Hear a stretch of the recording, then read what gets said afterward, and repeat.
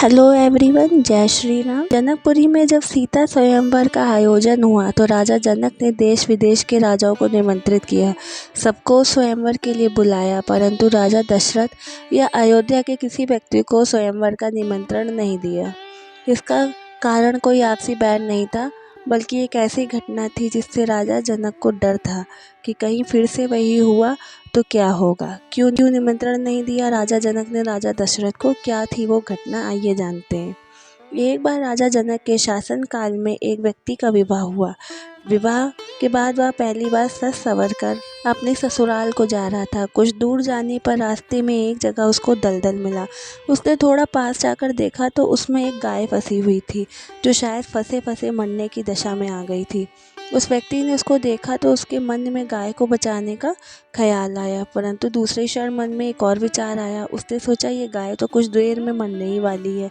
अगर मैं इसको यहाँ से बाहर निकालने के लिए इस दलदल में घुसा तो मेरे कपड़े और जूते खराब हो जाएंगे और मैं अपनी ससुराल में ऐसी हालत में कैसे जा पाऊँगा।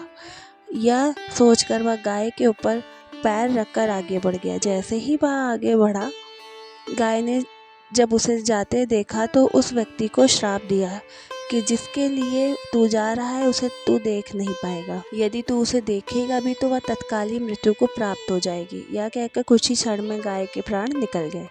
उस श्राप को सुनकर वह व्यक्ति दुविधा में फंस गया। उसे अपने किए पे बहुत पछतावा हो रहा था, परंतु अब कुछ हो नहीं सकता था। जो होना था वो हो गया। अब वह व्यक्ति उस गाय के श्राप से मुक्त होने का विचार करने लगा। मन में बहुत बड़ा बोझ लिए वह ससुराल पहुंचा। वहां पहुंचकर वह दरवाजे के बाहर ही बैठ गया और यह विचार करने लगा कि अगर मेरी नज़र मेरी पत्नी पर पड़ गई तो क्या होगा। कुछ समय बाद परिवार के अन्य सदस्यों ने उसे घर के अंदर चलने का अनुरोध किया, किंतु वह नहीं गया। रास्ते में जो घटना घटित हुई थी इसके बारे में भी किसी को नहीं बताया। उसके दिमाग में तो गाय के द्वारा दिया गया श्राप बार बार गूंज रहा था। जब उसकी पत्नी को उसके घर के अंदर न आने की बात पता चली तो उसने अपने घर वालों से कहा कि चलो मैं ही चलकर उन्हें घर के अंदर लेके आती हूँ। पत्नी ने जब जाकर उससे कहा कि आप घर के अंदर क्यों नहीं आ रहे और मैं जो भी बोल रही हूँ उसे सुनकर मेरे सामने होते हुए मेरी ओर क्यों नहीं देखते हो, वह व्यक्ति अपनी पत्नी की बातें सुनने पर भी चुप रहा। काफ़ी अनुरोध करने के बाद उसने रास्ते में घटित सारा वृतांत कह सुनाया। पत्नी ने कहा, मैं भी पतिव्रता स्त्री हूँ, ऐसा कैसे हो सकता है? आप मेरी ओर तो देखो। अपनी पत्नी की बात सुनकर उसने ज्यों ही नज़र उठाकर अपनी पत्नी की ओर देखा, वैसे ही उसकी आंखों की रोशनी चली गई और वह गाय के श्रापवश पत्नी को देख ही नहीं सका। उस व्यक्ति की पत्नी भी पतिव्रता थी, इसी कारण उसकी मृत्यु नहीं हुई। यह देखकर पत्नी अपने पति को साथ ले जाकर राजा जनक के दरबार में गई। वहां जाकर उसने सारा वृतांत कह सुनाया। राजा जनक ने राज्य के सभी विद्वानों को सभा में बुलाकर समस्या बताई। उन्होंने अपने दरबार में बैठे हुए ब्राह्मणों को कहा कि हे ब्राह्मण देव, गौ श्राप से निवृत्ति का कोई सटीक उपाय हो तो बताएं। सभी विद्वानों ने आपस में विचार करके एक उपाय बताया। उन्होंने कहा कि यदि कोई पतिव्रता स्त्री छलनी में गंगा जल लाकर उसे जल के छींटे इस व्यक्ति की दोनों आंखों पर मारे तो गौ शाप से मुक्ति मिल सकती है, तभी इसकी आंखों की रोशनी पुनः लौट सकती है। राजा ने पहले अपने महल के अंदर की रानियों सहित सभी स्त्रियों से पूछा तो राजा को सभी के पतिव्रता होने में संदेह की सूचना मिली। ऐसा सुनकर राजा जनक चिंतित हो गए। तब उन्होंने आसपास के सभी राजाओं को सूचना पहुंचाई। उन्होंने उन्हें संदेश में कहा कि उनके राज्य में यदि कोई पतिव्रता स्त्री है तो उसे ससम्मान राजा जनक के दरबार में भेज दिया जाए। जब यह सूचना अयोध्या के राजा दशरथ को मिली तो उन्होंने पहले अपने सभी रानियों से पूछा। प्रत्येक रानी का यही उत्तर था कि राजमहल तो क्या, आप राज के किसी भी महिला, यहाँ तक कि झाड़ू लगाने वाली ही क्यों ना, उसे भी पतिव्रता ही पाएंगे। राजा दशरथ को इस समय अपने राज्य की महिलाओं पर आश्रय हुआ और उन्होंने अपने राज्य की सबसे निम्न मानी जाने वाली सफाई करने वाली को बुलाया। उस महिला से राजा दशरथ ने सम्मान पूर्वक पतिव्रता होने के बारे में पूछा तो उस महिला ने स्वीकृति में सिर हिला दिया। तब राजा ने यह दिखाने के लिए कि अयोध्या का राज सबसे उत्तम है, उस महिला को ही राज सम्मान के साथ जनकपुर को भेज दिया।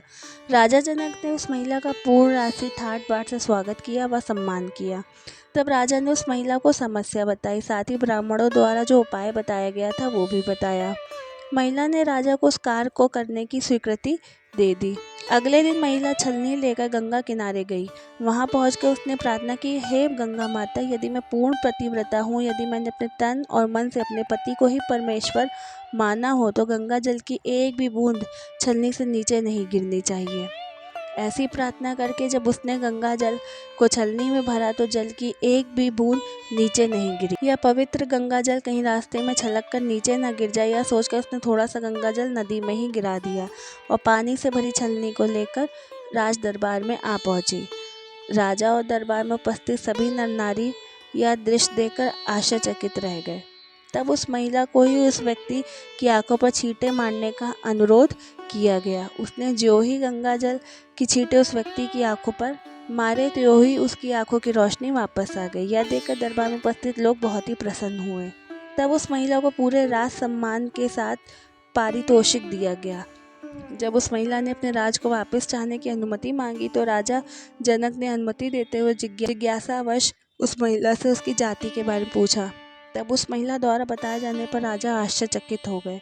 यही कारण था कि सीता स्वयंवर के समय राजा ने सोचा कि जिस राज की सफाई करने वाली इतनी पतिव्रता हो सकती है तो उसका पति कितना शक्तिशाली होगा। यदि राजा दशरथ ने उसी प्रकार के किसी निम्न श्रेणी के व्यक्ति को स्वयंवर में भेज दिया और अगर उसने धनुष संधान कर लिया तो क्या होगा, राजकुमारी किसी निम्न श्रेणी के व्यक्ति को न वड़ ले। यही सोचकर अयोध्या नरेश राजा जनक ने राजा दशरथ को निमंत्रण नहीं भेजा, किंतु विधाता की देखनी को भला कोई आज तक टाल सका है। वही हुआ जो होना था।